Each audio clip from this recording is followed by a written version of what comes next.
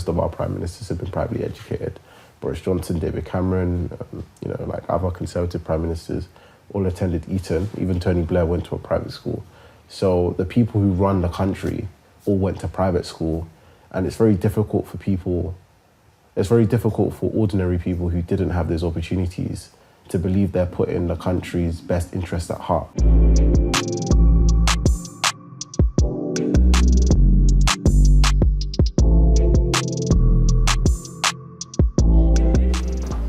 How you doing, man? I'm good. You? Yeah, I'm blessed. So obviously, my name is Toby. I work as a software engineer. Your name? My name's Ife. I'm an engineering student at Cambridge. My first year of uni. Would you send your kids to private school and why? So in terms of whether or not I'd send my kids to private school, I think it would depend on the country I was living in and the kind of area I was living in as well. I know that obviously in the UK, like depending on what area your child is growing up in, can like heavily skew their education. And if I was living in like, I guess, a socially deprived area, I wouldn't necessarily want my kid to go to the schools in that area. And if the schools in my area weren't good as well. But I would always try to find a good state school first. But like if that wasn't an option and I had the money to also send my child to a private school, then I probably would. Yeah, like would you? The thing is, I don't know what private schools are going to look like by the time I have kids, because I'm kind of thinking about with how they are now, like as it currently stands, would you? Yes. So you would, but why? Like what was just the main reason why? Well, I feel like there are definitely advantages to sending your kids to private school when it comes to how it sets them up for future life, the things that they're able to explore. And I think ultimately, so I think it's more important for me to send them to a good school, but I feel like the schools that will be able to like draw out their full potential and help them like maximize their interests are likely to be private schools. Yeah, I hear it. Do you think there's like state schools that are kind of like just as good as private schools? I think there are state schools that do produce people who are academically on par. Like if you look at some of the best state schools in the country, they get quite a few people into Oxbridge. Yeah, like as Brampton well. Manor. Like Brampton That's Manor. the school, right? The one that like, I think they sent more people. They sent more people to Oxbridge than Eton. Yeah, so. There are places like that. Like, and if you use your number of, people who get into Oxbridge as your metric, then fine, there are schools that are as good or even better. But I feel like in private schools, they're steeped in tradition.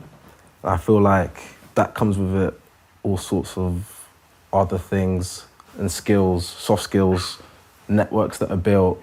So do you think you would so the main reason you would send your kid to private school is to give them that advantage, essentially, over like other people who went to state schools, like the cultural capital stuff that you're talking about, i.e. the sports, the arts, like even the network, because of the kinds of people you could meet at like a private school? You think that would basically give your kid the edge? Pretty much, yeah. Oh, fair enough. Okay, has going to a private school given you a superiority complex? I'm gonna say no. I did think about saying yes, but... What do you understand by superiority complex? What does that like sort of mean to you? It's like almost giving me like, well, it would be someone who has like a sense of snobbery or thinking that like they are somehow better than someone else for whatever reason. I think maybe part of the reason I might have been tempted to say yes was I feel like sometimes when you're part of an institution or institutions that like can be called elite, when you hear about sort of what other people are doing, what their ambitions are, like, and sort of how they live their life, you might think that like objectively that's not as good as the way you live.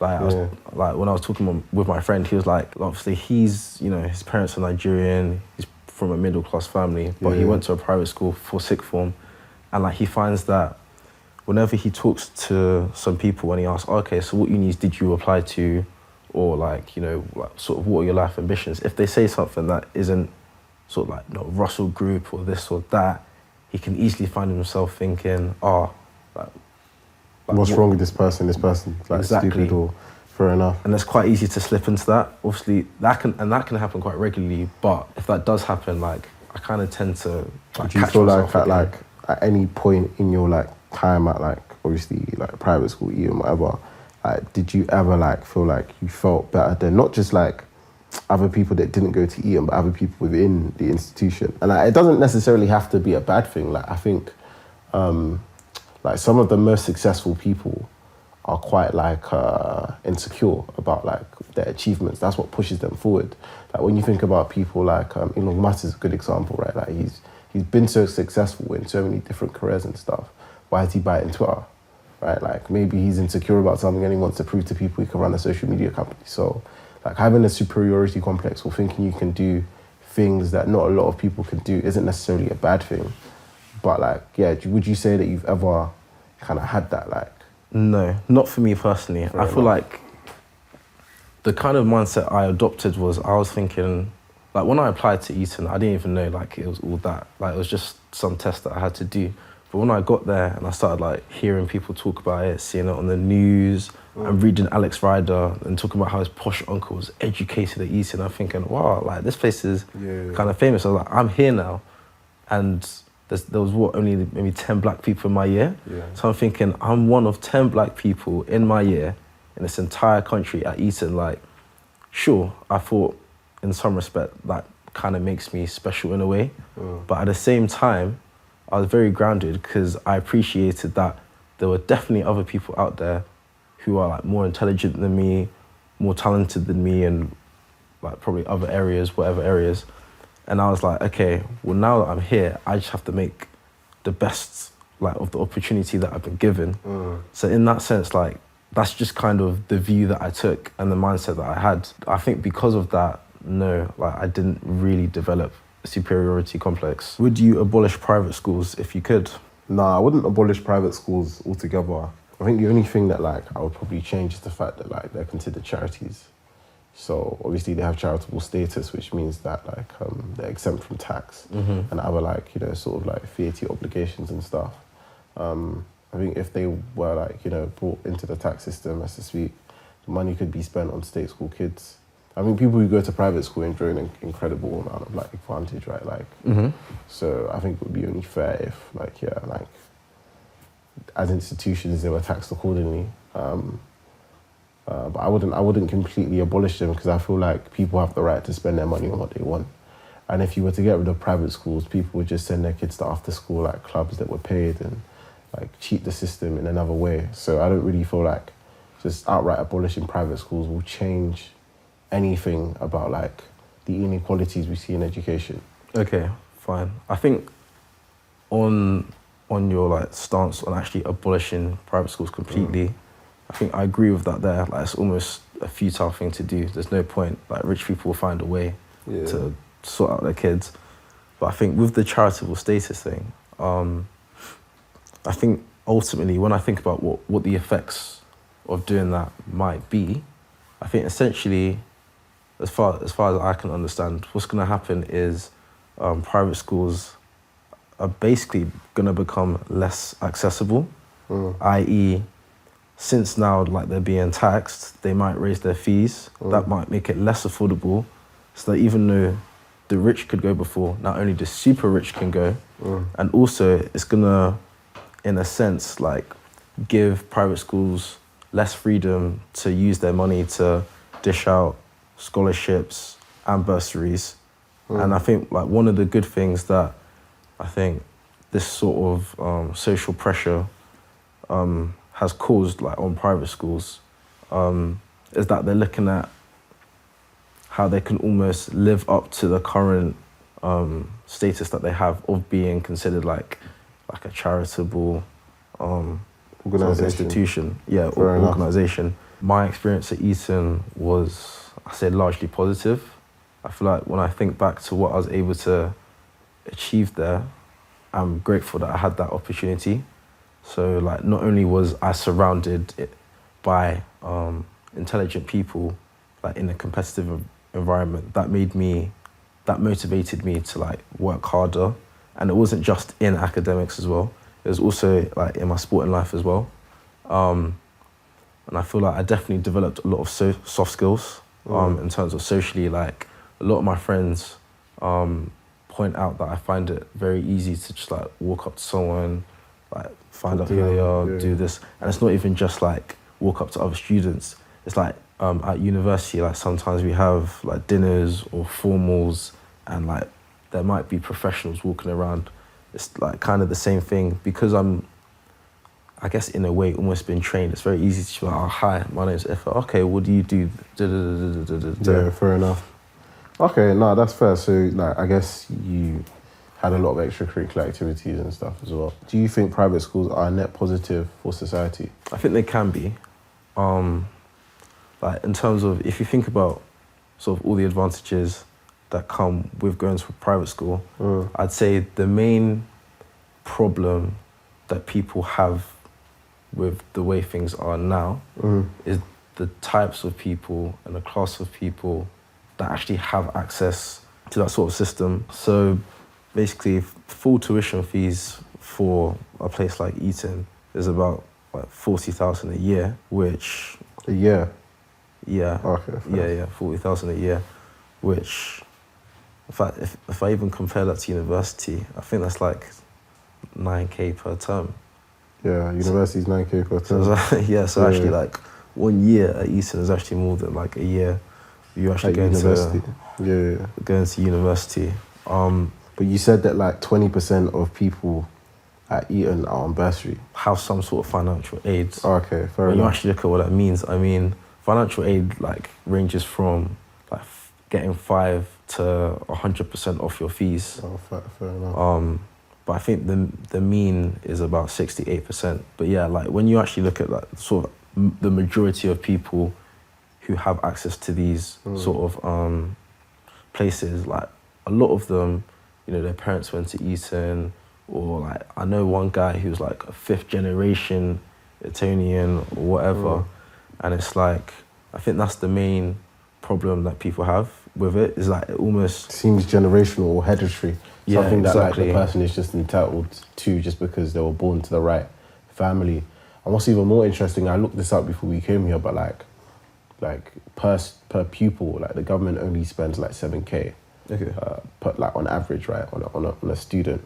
So compare that to I guess like 40k a year, right, which is what someone at Eton gets. I think the average for private schools is like 14.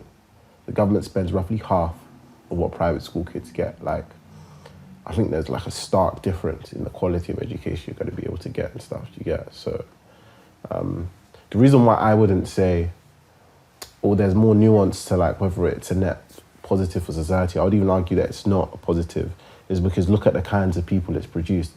Like only 7% of people in the UK are privately educated, but they occupy I think like 50% of the top jobs. And like of those jobs, right, like, you know, you've got prime ministers and stuff. Most of our prime ministers have been privately educated. Boris Johnson, David Cameron, you know, like other Conservative prime ministers all attended Eton. Even Tony Blair went to a private school. So the people who run the country all went to private school. And it's very difficult for people, it's very difficult for ordinary people who didn't have those opportunities to believe they're putting the country's best interest at heart and don't have like almost like certain biases. Because if you've never experienced the state school system, when you reach the top and when you become prime minister, you're not going to know how bad it is or what actually needs to change in state schools to make them better. How has your perception of private school changed after having a conversation from someone who's been to private school? Well, like I never really had a negative opinion on people who went to private schools. I think you always have to take like every person as they come. I think I have met people from private schools who are incredibly arrogant, incredibly rude, who think, you know, they own the planet and are better than everyone else. But that's not to say that everyone from private school is like that. From having this conversation, I feel like definitely your mentality of like, you know, being happy to be like at a private school and working hard because you've been given the opportunity is probably the best mentality to have. So I wouldn't say it's really changed, but like I think it's just reinforced the idea that not everyone that goes to a private school like acts and behaves the same way. I feel like a lot of people that I've met anyway, when I've eventually told them that I went to Eton, like, what? Well, they didn't believe you? Like, someone just didn't believe me, like, at all. They was like, nah, like, it can't, what about it? Do you think it's because of your ethnicity, or do you honestly think it's just because of the way you behave? I think it's the way I behave, because, to be honest, I kind of had to be intentional about it. because I didn't want it to be a case where someone's like, oh yeah, I can see you went to Eton, because I know that's definitely not a good thing. Because I feel like in the majority of people that I've met who are from state school, like when they think of Eton and the characteristics or the type of person that they think went there, it's not usually positive. So given the conversation we've just had, what something private schools have that state schools can incorporate? So thinking about like what almost makes private school good as an environment, like as it is for allowing students to like flourish, it's probably like the sense of competitiveness. And I think actually now that I think about it, if you think about a school like Brampton, who is clearly producing very good results based on the model that they have, I feel like one of the main things that they've done is make it an incredibly competitive environment. In the sense that I don't know what other schools have, but I know that for me, every single exam that I did for every single subject, I was ranked, and I'd be able to see that I came first, second, third, 10th out of 260.